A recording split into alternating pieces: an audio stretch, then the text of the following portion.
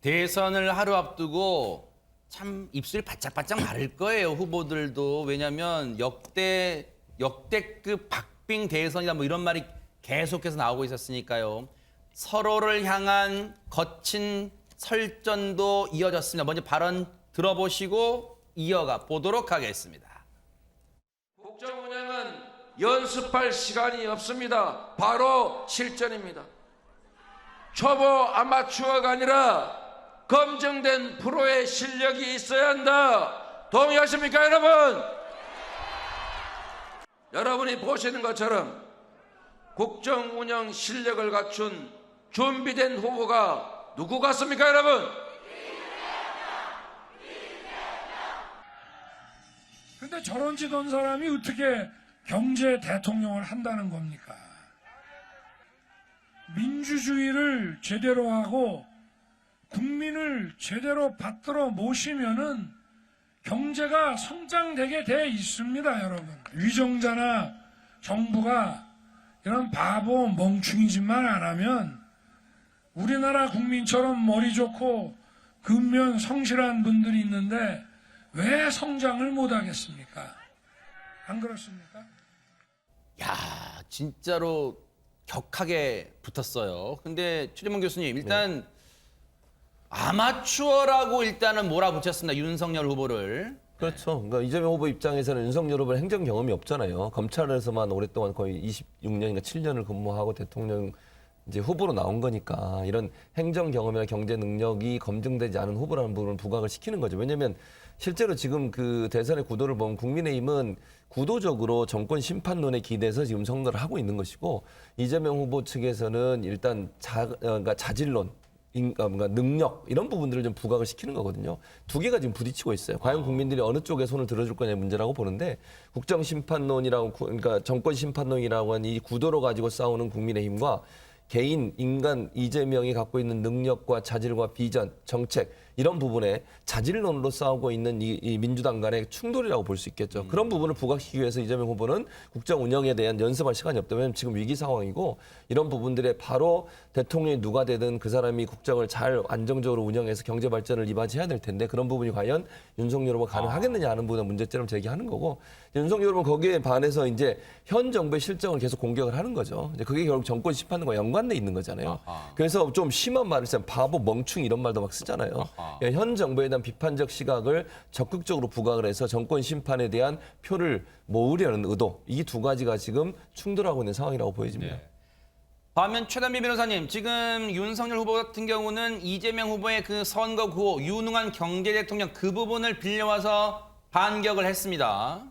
네, 근데 저도 크게 최진봉 교수님의 의견에 같은 의견이고요. 근데 이제 예를 들면 이재명 후보 같은 경우에는 초보 아마추어의 연습장이 아니다. 이거는 이제 윤석열 후보를 개인을 비판을 하는 거죠. 그러니까 윤석열 후보는 초보 아마추어다. 나는 시장도 했었고 그리고 도지사도 했었고 국정 능력, 그러니까 행정 능력이 많은 사람이다. 이걸 부각시키려는 것인데 반면에 윤석열 후보가 이제 뭐 예를 들면 발언이 조금 바보 멍청이 이런 발언이긴 하지만 이게 상대방이 이재명 후보를 지칭하는 건 아니에요. 이거는 윤석열 후보의 기존 처음부터의 이제 철학이거든요.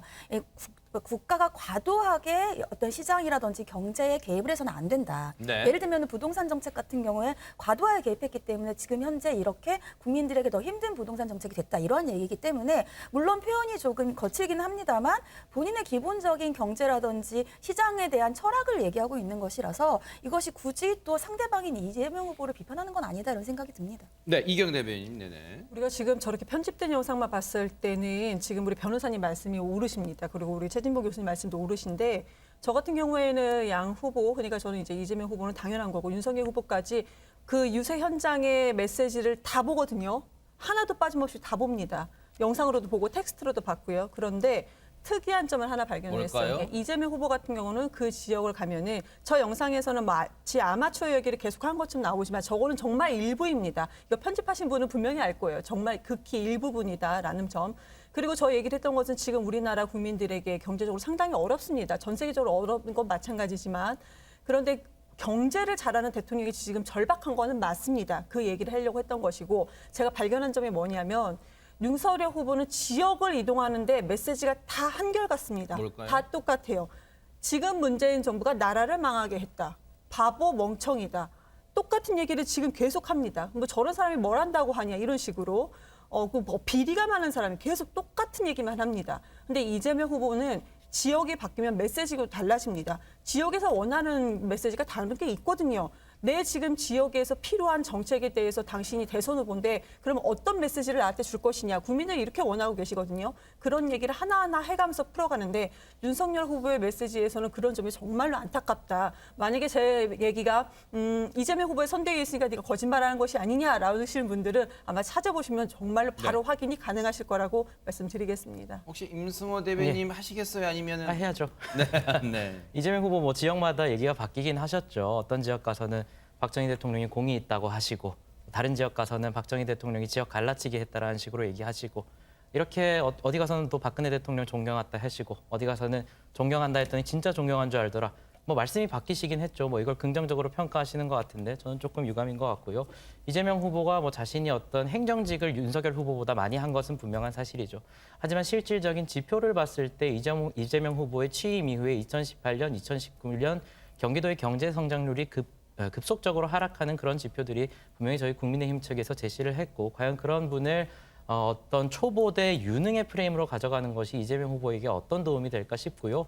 저희 후보가 마치 굉장히 네거티브적인 발언만 했다라고 지금 이경 대변인께서 폄훼하고 계시지만 저희 후보가 굉장히 주목을 받았던 유세의 내용은 이제 대구에 가서 호남이 잘 되는 것이 영남이 잘 되는 것이고 곧 대한민국이 잘 되는 것이다라는 평화와 통합의 이야기를 하셨고요. 또 국민의힘이 집권을 한 다음에 저희가 잘못하면 민주당으로 정부를 세워달라. 그것이 바로 민주주의다라고 얘기를 했습니다. 한편 이재명 후보 어떻습니까? 저희의 어떤 광주 지역과 호남 지역의 편익을 증진시키겠다는 복합 쇼핑몰 공약에 대해서 극우 포퓰리즘이라고 얘기를 하셨어요. 그래서 이런 차이에 대해서 시청자분들과 국민들이 분명히 알고 계실 것이라고 믿고 있습니다. 네. 이경 대변인께 반박 발언 짧게. 1분의 추가 발언 시간 드릴게요. 네. 네, 짧게 드릴게요. 지금 우리 대변인께서 말씀을 뭐 선대위에 계시니까 당 대변인이시니까 저렇게 말씀을 할 수밖에 없는 그 심정은 이해가 됩니다.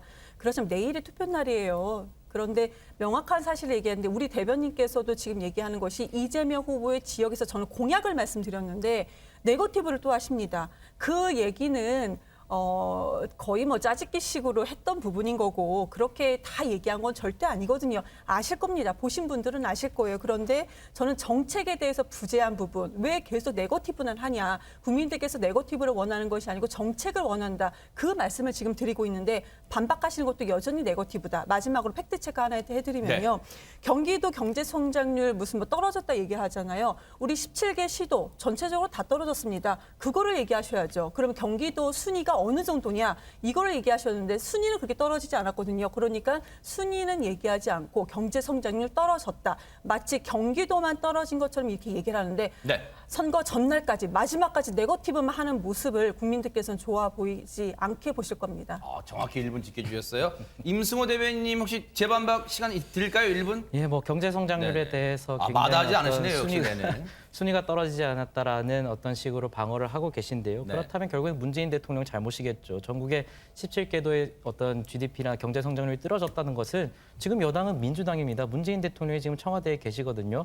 아무리 선거가 가까워졌다 하지만 문재인 대통령에 대해서 문재인 대통령이 어떤 경제 성장률이 떨어진 것에 대해서 저렇게 이재명 후보를 띄우기 위해서 활용하는 것은 조금 부적절하다라고 생각을 하고요. 문재인 정부와 이재명 후보가 굉장히 다르다라는 식으로 이경 대변인을 비롯한 민주당 관계자들이 굉장히 항변을 하고 계시지만 그 차이는 굉장히 없다라는 것을 시청자분들께서 다 아실 것이라 믿습니다. 네. 제가 너무 안타까운데요. 지금 코로나 3년 차입니다. 전 세계적으로 어느 시도 다 국민들 마찬가지고 다 어렵습니다. 경제 성장률은 다 떨어지는 거예요. 그런데 이게 문재인 정부 탓이라고 얘기하는 부분에 대해서 너무나도 안타깝고요. 그러면은 지금 떨어졌다 이렇게 비판만 할 것이 아니고 그러면 그렇게 어려운 경제 어떻게 살릴 것인가.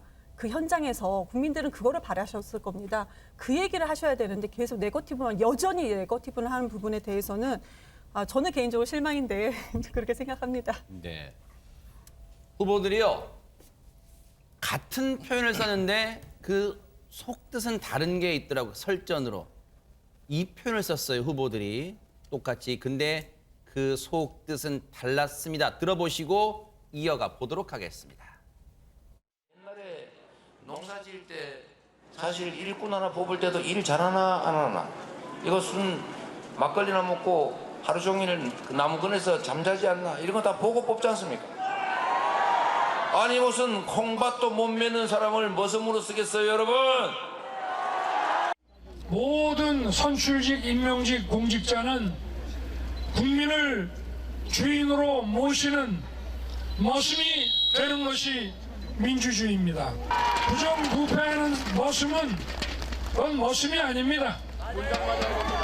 조선시대 같으면은 분장 좀 맞고 쫓겨나야 되는, 그죠?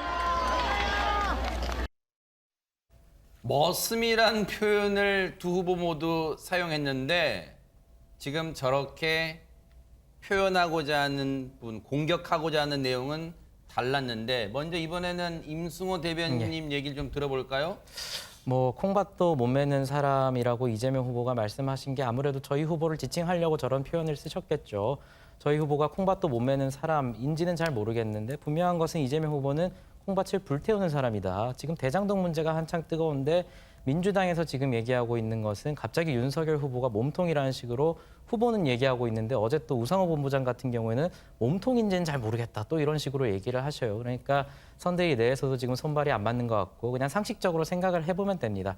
당시의 성남시장이 지금 민주당 얘기하는 거 들어보면 이재명 후보가 아니라 윤석열 후보였던 것 같아요. 2015년 대장동 사업 한창 진행될 때 윤석열 후보는 대구고검에 좌천되어 있었거든요. 그래서 저는 최근에 어떤 민주당의 어떤 녹취록 파동이나 이런 것들을 보면서 민주당의 상상력이라는 것은 저희가 따라잡기 힘들겠구나. 왜냐하면 지금 2015년 대구에서 단풍놀이 하시던 윤석열 후보가 대장동에서 이재명 후보가 성남시장이 재선되고 경기도지사 되고 대통령 후보까지 될 걸 예상해서 미리 뭐 부산저축은행을 덮어주고 이런 식의 어떤 이야기를 쓰시는 걸 보면서 저는 국민의힘이 민주당의 어떤 상상력, 그 발칙한 상상력은 참 따라가기 힘들겠구나라는 생각을 하고 있습니다. 네, 이경 대변인님. 네. 발칙한지는 모르겠고요. 우선 제가 팩트만 말씀드릴게요. 네네. 부산저축은행 1,100억 원이 넘는 대출에 대해서 이 대출 수사를 덮은 것은 팩트죠. 지금까지 육성도 나왔었고 덮은 건 맞습니다. 그런데 그때 윤석열 후보가 이건 PF 대출이었었다. 근데 아니었습니다. 일반 대출이었습니다. PF 대출이어서 이것은 수사 대상이 아니었다. 그 거짓말한 거죠. 이 부분. 그리고 지금 녹취록에서는 이미 커피만 마시고 보내줬다는 것 3번이 녹취록에 나왔고 지금 마지막으로 나온 것은 육성이 나온 것입니다. 음성 파일이 나왔습니다. 근데 지금 사실이 이렇게 있는데 이런 부분에 대해서 그렇게 무조건 아니다, 발칙하다 얘기한 부분은 앞뒤가 맞지 않다. 그리고 또 팩트 하나 더 말씀드리면은 부산저축은행도 지금 우리 국감이 아니죠, 뭐죠? 우리 이제 하자. 우리 네, 그러니까 특검하자. 네네. 죄송합니다. 특검하자 이러지 않습니까? 제가 지난번에도 나와서 말씀드렸지만 부산저축은행 특검 국민의힘이 제출한 안에 부산저축은행 특검 빠져 있습니다. 그런데 그 특검 발의한 그 명칭을 무슨 이재명 특검 이런 식으로 논란만 일으켰습니다. 그렇게 주장할 거면은 특검도 대상으로 수사 대상에 넣고 특검하자라고 주장하는 것이 맞다라고 말씀드리고요.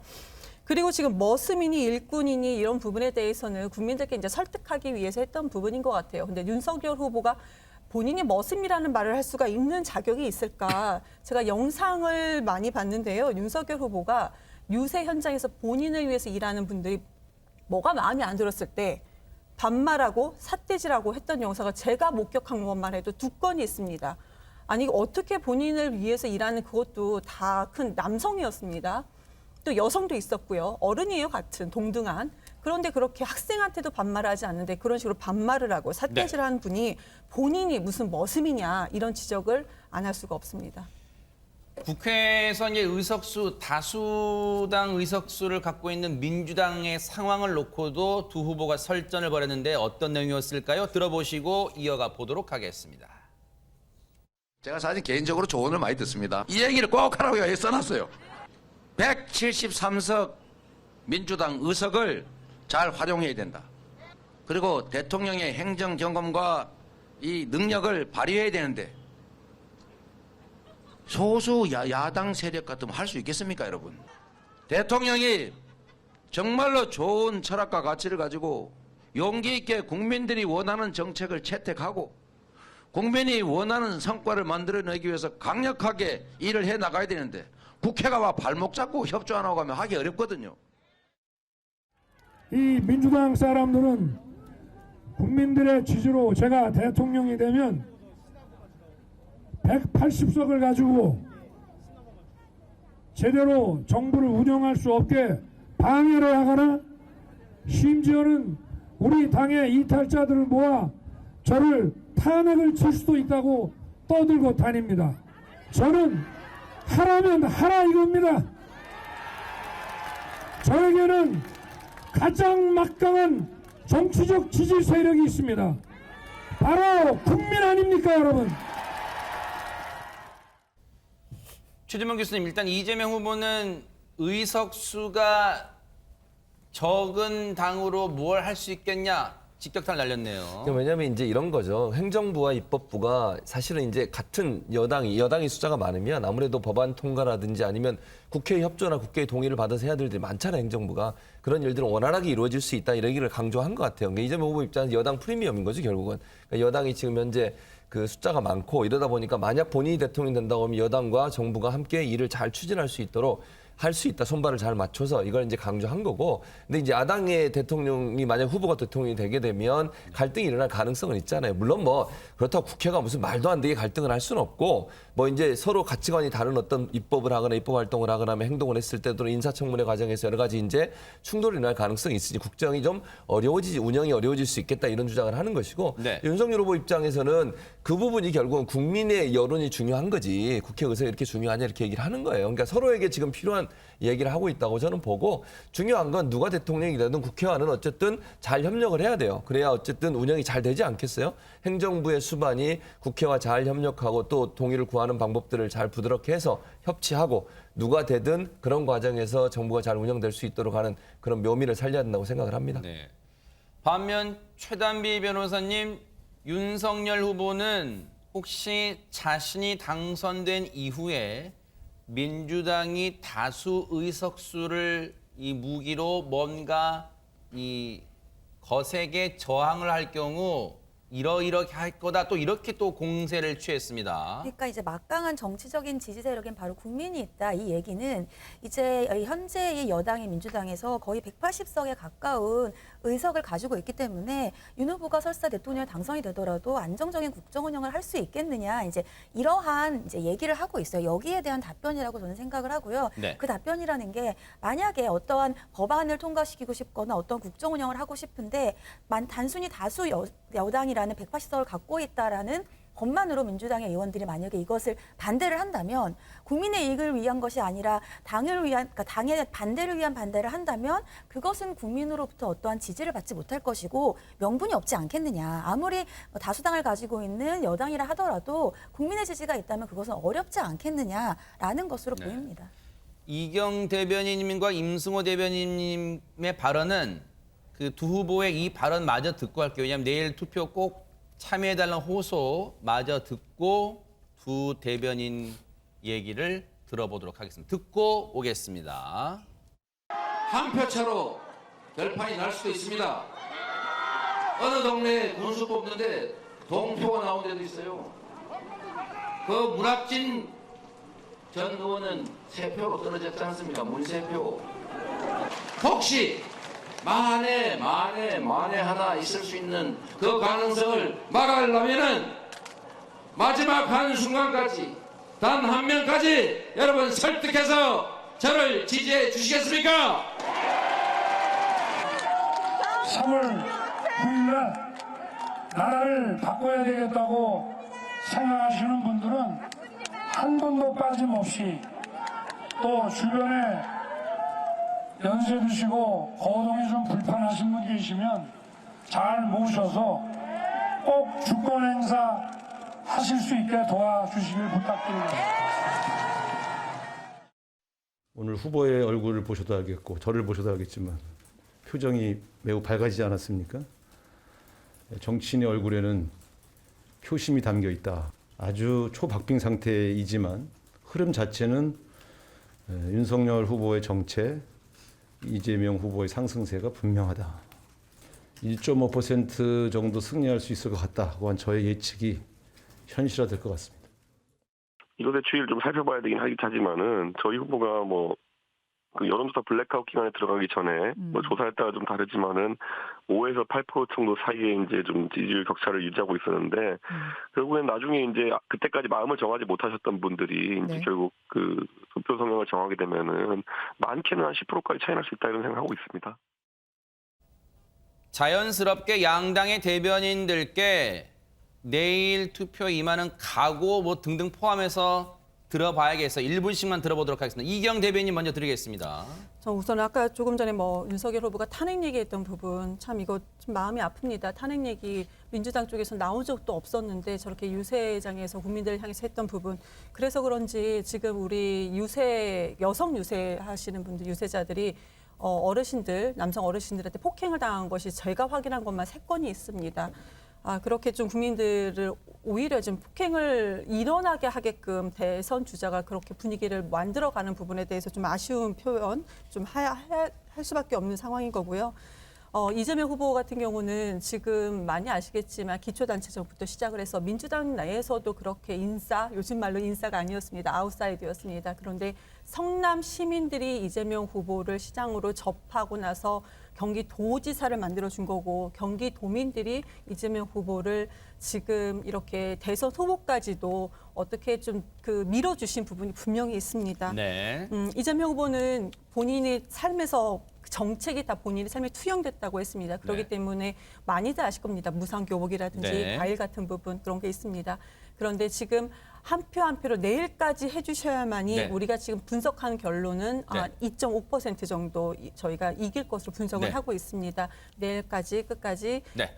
끝까지 끝날 때까지 끝난 거 아닙니다. 투표 꼭 부탁드리겠습니다. 임승호 대변인 말씀도 들어볼게요. 예, 민주당의 어떤 선거 전략이라는 것을 보면 지금 이경 대변인께서도 어떤 녹취록 얘기를 말씀하시는데 녹취록 편식이 굉장히 심하죠. 지금 보시면은 어제 단독 보도를 통해서 이재명 후보의 비서를 지냈던 분이 어떤 대법원에 작업을 했다라는 그런 녹취록, 남욱 변호사의 이재명 시장이 그림까지 그렸다라는 녹취록에 대해서는 그것은 사적 대화일 뿐이다, 근거가 없다라고 말씀을 하고 계십니다. 저는 개인적으로 이번 대선에 이렇게 녹취록이 많이 등장한 것 자체에 대해서는 국민들께 죄송한 마음입니다. 하지만 지금 민주당이 기준을 본다면 자신들에게 유리한 녹취록은 기꺼이 먹고 또 자신들에게 불리한 녹취록은 뱉어버리는 저런 식으로 하고 있는데 분명히 이런 식의 어떤 녹취록 편식 행위는 분명히 체할 것 같고요. 저희 후보는 방금 말씀드렸다시피 민주당이 잘한다면 그것은 칭찬해야 된다. 다만 네. 이번에는 국민의힘이 이 갈등의 정치를 치유할 수 있는 기회를 달라 이러한 발언에 여러분들이